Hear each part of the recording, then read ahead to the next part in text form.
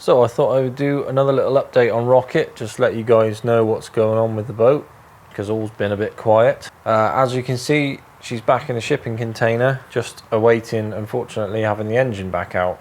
Obviously we put her in the water and give her a little bit of a run, but there's a bit of an oil pressure issue going on with the engine, which I haven't managed to get to the bottom of yet. Tried changing the oil pump, and unfortunately that hasn't done the trick, so there's obviously something else going on with the engine that I'm going to have to look into, which is a bit of a shame. It means that it's going to have to come back out before I can give her a good run at speed. Despite appearances, I've really tried to do this boat on quite a budget, and part of that was having to do the engine myself. I bought a fairly cheap engine off of eBay and rebuilt it, and I'm not really a great engines person, but then I couldn't afford to pay somebody else to do the job for me, so this is kind of what you get. But never mind, I'm in no rush to get things sorted. There's not really a deadline now. I've put her on the water, so I'm happy with that.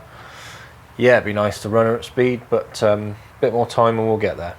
I sorted the transmission issue that I had.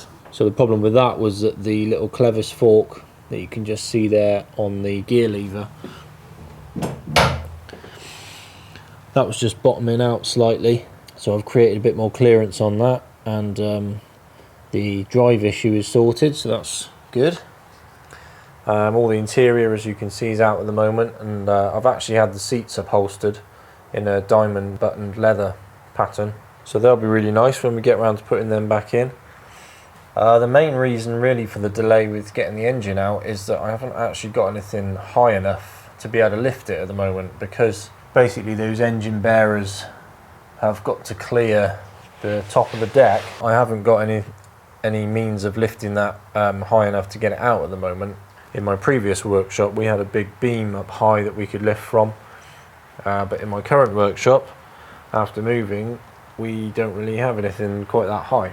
So next thing on the list is going to be to build a lifting beam basically that I can put over the top of the boat, and then use that to get the engine out, and once it's out we'll have a bit of an investigate and see what's going on.